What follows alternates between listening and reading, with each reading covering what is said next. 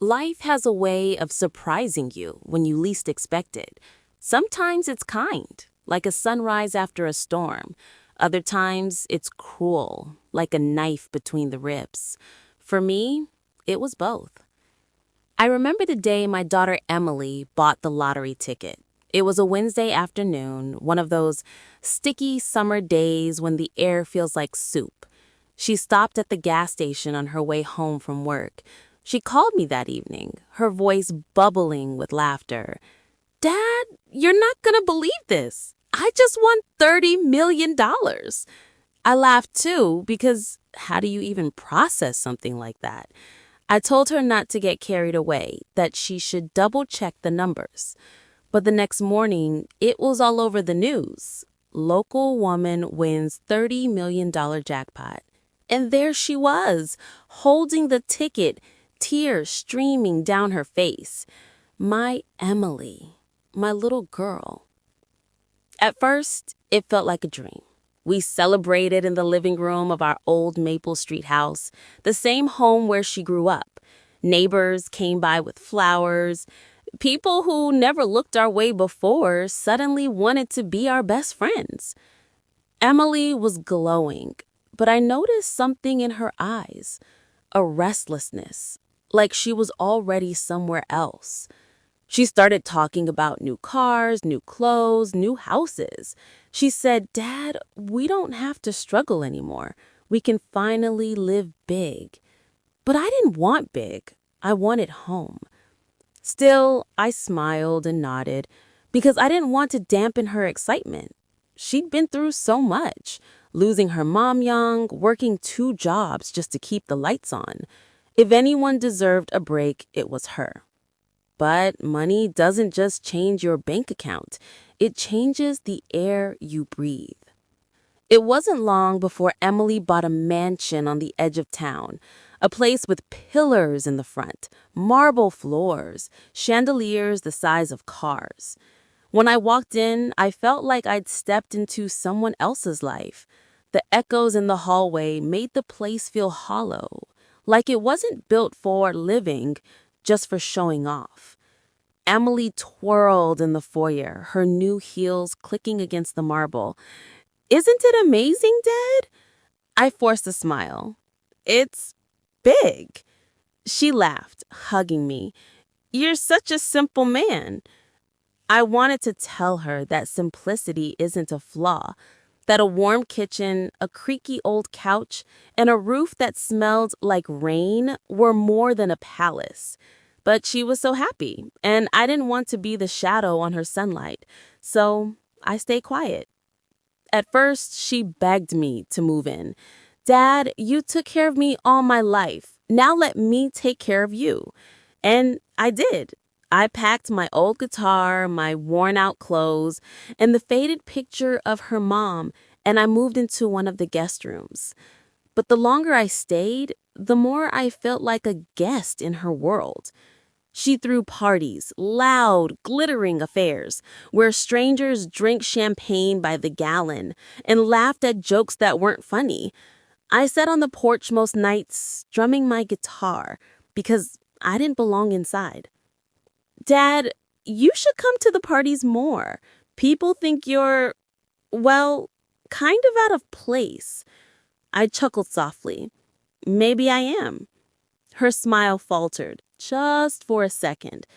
That's when I realized it wasn't about me fitting in. It was about her not wanting reminders of where she came from. It was a Saturday night when everything broke. The house was glowing with lights, laughter spilling out onto the lawn. Music pounded through the walls. I was in the kitchen making myself a cup of tea when Emily walked in. She was wearing a red dress that cost more than my yearly salary back when I worked at the factory.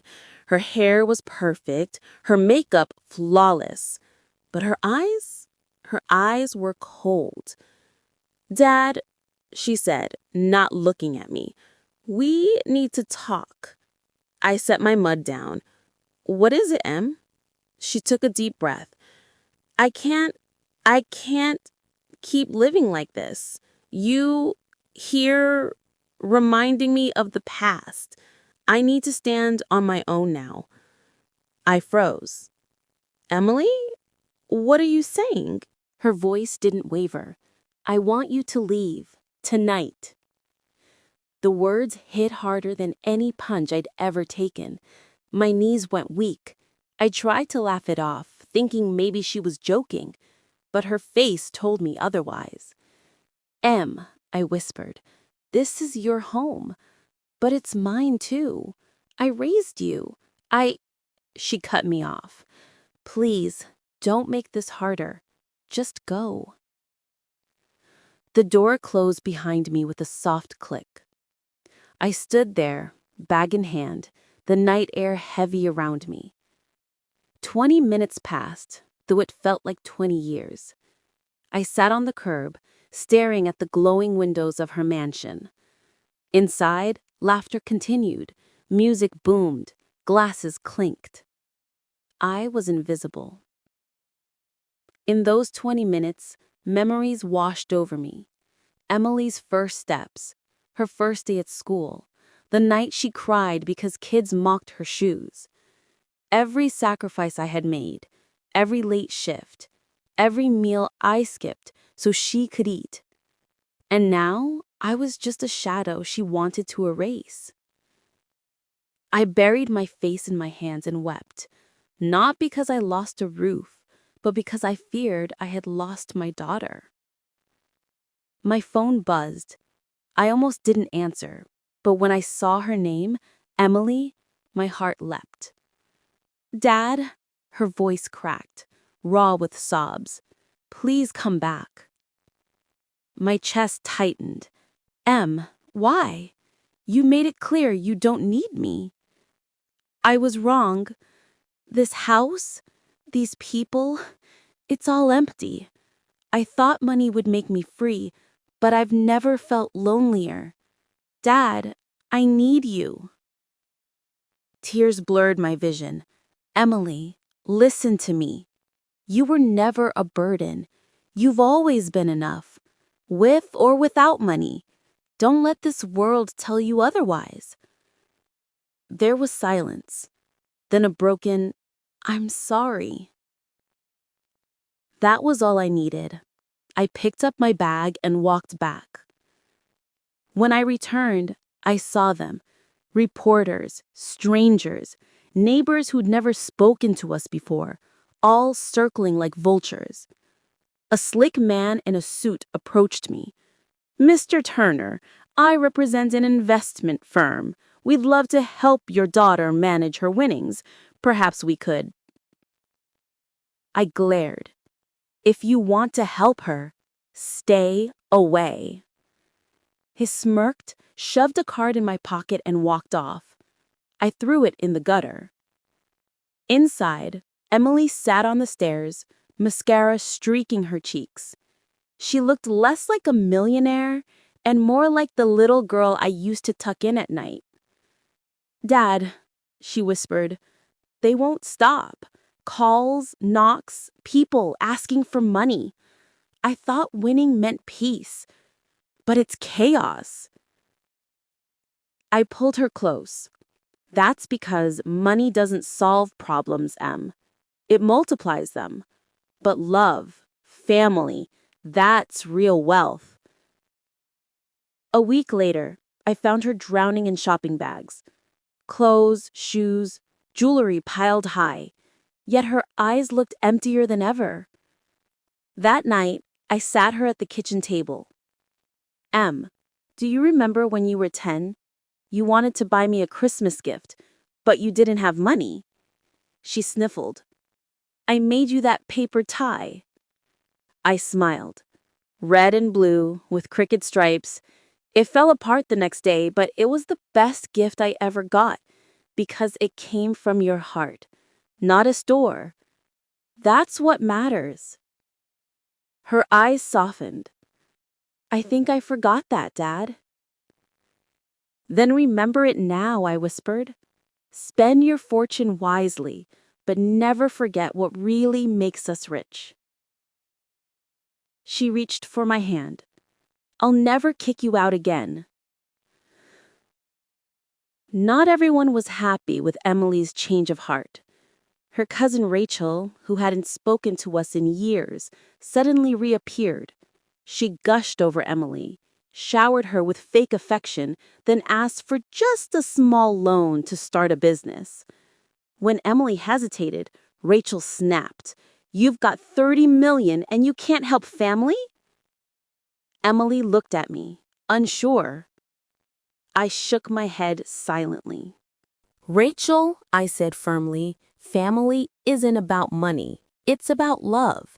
If you only show up when there's a paycheck, that's not family."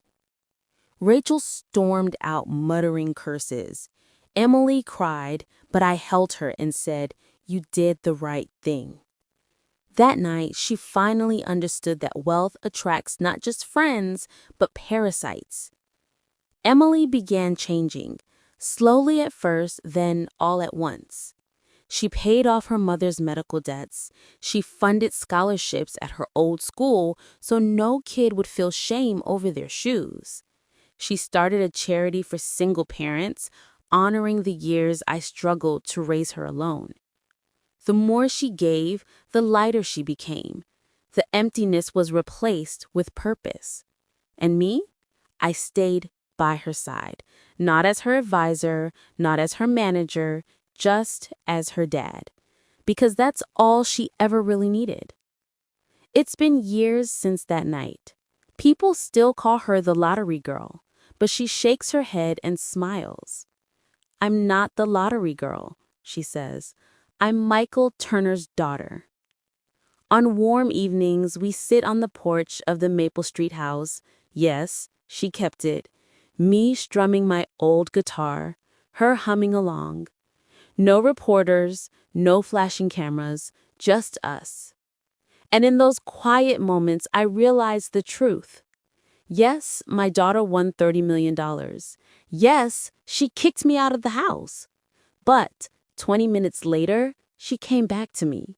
And that made us richer than any jackpot ever could. And that's the lesson in this story, my friends. Money can buy houses, cars, and luxuries, but it can never replace family, love, and trust. In the end, Emily learned that the greatest fortune she ever had wasn't $30 million, but her father's love. If you felt something from this story, don't forget to like the video, subscribe to the channel, and share your thoughts in the comments below. Tell me, what would you value more, love or money? This is Polygon of Lies, bringing you powerful life stories that remind us what really matters. Until next time, stay safe and cherish the people who truly care for you.